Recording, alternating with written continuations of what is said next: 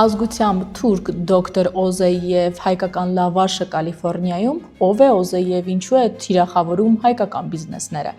Երևի վերջերս շատ եք լսել ազգությամբ թուրք Օզի ազգանունը, բանն այն է, որ նա Լոս Անջելեսում շրջայց կատարելով թիրախավորում է բացառապես հայկական բիզնեսներ, մեղադրելով այսպես ասած խարդախությունների մեջ, խոսելով ռուս-հայկական մաֆիայի մասին, սակայն որևէ փաստ չներկայացնելով, եւ իբր առողջապահական այդ խարդախությունները օրինակ կատարվում են հայկական լավաշ արտադրող ընկերության մոտ։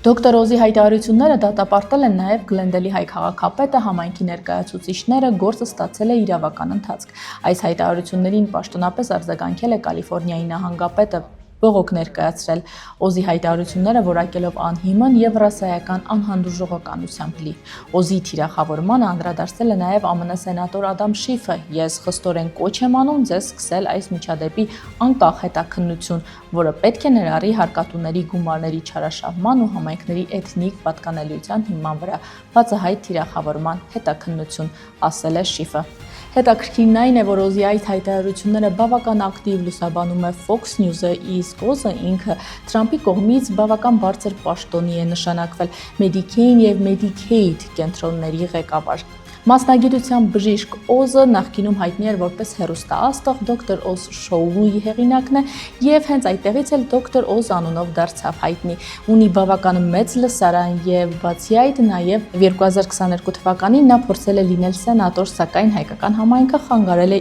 իր այդ փորձին։ Ու թեպետ Օզը ծնվել է Ամերիկայի Միացյալ Նահանգներում, բայց Թուրքիայի քաղաքացիություն ունի ու նաեւ 60 օր ծառայել է թուրքական բանակում։ Թե ինչ ընթացք ունենա այս պատմությունն ու նաև դատական գործընթացը, ես կշարունակեմ հետևել, իսկ եթե ձեզ այս ու այսպիսի պատմությունները հետաքրքիր են, հետևեք, որ չկորցնենք իրար։